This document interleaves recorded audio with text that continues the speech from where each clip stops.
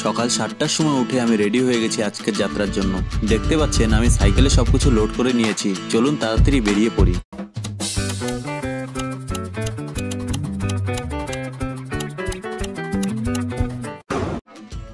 নমস্কার বন্ধুরা, আপনাদের সবাইকে স্বাগত জানাই আমার চ্যানেল বাঙালি ব্লগ লাইফে এবং আশা করছি আপনারা সবাই ভালোই আছেন। আজকে আমার ভারত ভ্রমণের 26তম দিন এবং আমি আজকে পশ্চিমবঙ্গ থেকে পৌঁছে গেছি অন্ধ্রপ্রদেশে। অন্ধ্রপ্রদেশে আজ আমার দ্বিতীয় দিন। এখন আমি এখান থেকে যাব কন্যাকুমারীর দিকে, তারপরে লাদাখের দিকে। আশা করছি আমার ভিডিওগুলো আপনারা দেখছেন। এখান থেকে মেন রোড এখনো 8 কিলোমিটার বাকি।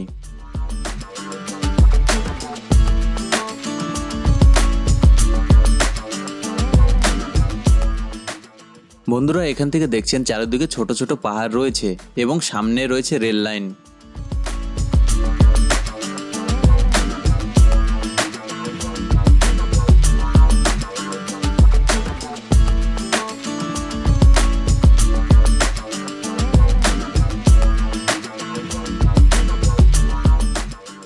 তো বন্ধুরা, কিছু দূর আসার পরে আমি বোর্ডটি দেখতে পেলাম। এখান থেকে বিজয়পাড়ার দূরত্ব হচ্ছে 515 কিলোমিটার। সামনে দেখতে পাচ্ছেন অনেকটা উঁচু রয়েছে। উঁচু অবস্থায় আমাকে এই সাইকেলের সঙ্গে পায়ে হেঁটেই উঁচুতে উঠতে হয়। বন্ধুরা, উড়িষ্যায় সাইকেল চালানোর সময় কিছু দূর দূর দোকান বাড়ি এসব দেখা যেত, কিন্তু অন্ধ্রপ্রদেশ আসার পর সব জিনিস একদম উল্টো হয়ে গেছে। এখন দূর দূর অবধি কোনো দোকান পাওয়া যাচ্ছে না এবং আশেপাশে কোনো বাড়িঘরও দেখা যাচ্ছে না। শুধুমাত্র দেখা যাচ্ছে তো রোড, পাহাড় এবং ক্ষেতের জমি। চলুন দেখা যাক আরও কি কি জিনিস দেখা যায় রাস্তায়। এখান থেকে বিশাখাপত্তনমের দূরত্ব হচ্ছে 155 কিলোমিটার। এখন সাইকেলে ওঠার সময় আমার সোলার প্যানেলের প্লেটের কোণা দিয়ে লেগে পা কেটে গেল। ব্যাগে রয়েছে ব্যান্ডেজ, তা লাগিয়ে চলুন আগের দিকে যাই আবার। তো বন্ধুরা, অনেকক্ষণ পর কিছু পাওয়া গেল এবং এখানে আমি চা খেয়ে নিলাম। আমি এখন রোডের উল্টো সাইডে সাইকেল নিয়ে চলে এসেছি, তাই এই দোকানটি পেলাম। তো আমি এখন ছিলাম শ্রীকাকুলামে এবং রাস্তায় দেখা হয় একজন স্কুল টিচারের সঙ্গে এবং কিছুক্ষণ পরে আরও কিছু লোকের দেখা হয়। তো বন্ধুরা, কিছু দূর আসার পর আমি দেখলাম NHAI এর পক্ষ থেকে রোডের সাইডে গাছ লাগানো হচ্ছে।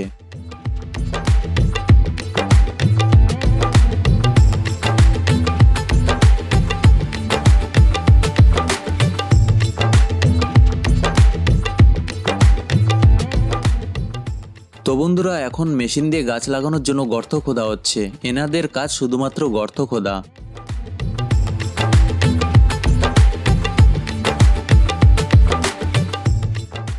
এবং তারপর অন্য টিম এসে এটির মধ্যে গাছ লাগাবে।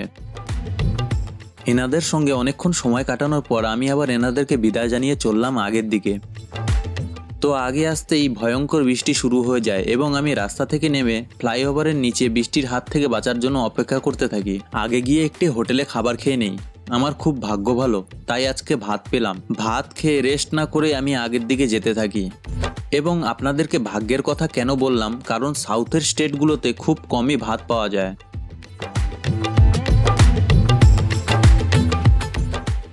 তো বন্ধুরা, এখান থেকে শ্রীকাকুলাম মাত্র 24 কিলোমিটার আর এটা হচ্ছে NH16। এখন আমি চা খাওয়ার জন্য একটু ব্রেক নিলাম এবং আমার মুখ দেখে মনে হচ্ছে না, কিন্তু আমি খুবই ক্লান্ত হয়ে গেছি।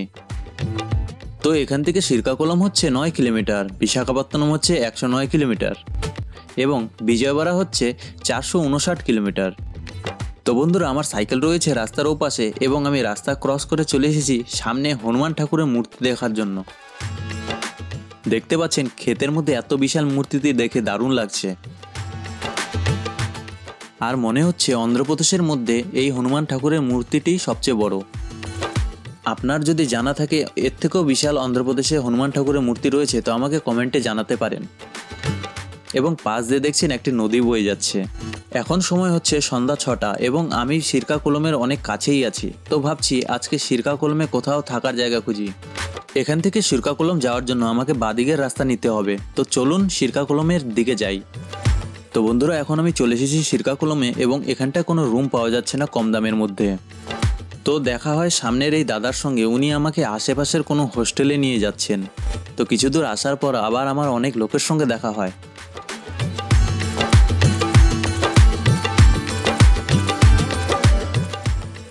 এবং ভিড়ের মধ্যে থেকে এই ভাই আমাকে বলেন আমার রুমে চলেন। তো আমি ভাইয়ের সঙ্গে ওনার রুমের দিকে যাই। তো বন্ধুরা, আমি এখন চলে এসেছি অন্ধ্রপ্রদেশের এই ভাইয়ের রুমে। এখন 9:30 বাজে। সারাদিন সাইকেল চালানোর পরে একটু ক্লান্ত হয়ে গেছি। এখন খাওয়া দাওয়া করে রেস্ট করি এবং আজকের ভিডিওটিকে এখানেই শেষ করি। আশা করছি আজকের ভিডিওটি আপনাদের ভালো লেগেছে। ভিডিওটি ভালো লাগলে পরে লাইক, কমেন্ট, শেয়ার করতে ভুলবেন না। দেখা হচ্ছে আবার ভারত ভ্রমণের আরেকটি ভিডিওর সঙ্গে। আপনার মূল্যবান সময় আমাকে দেওয়ার জন্য ধন্যবাদ।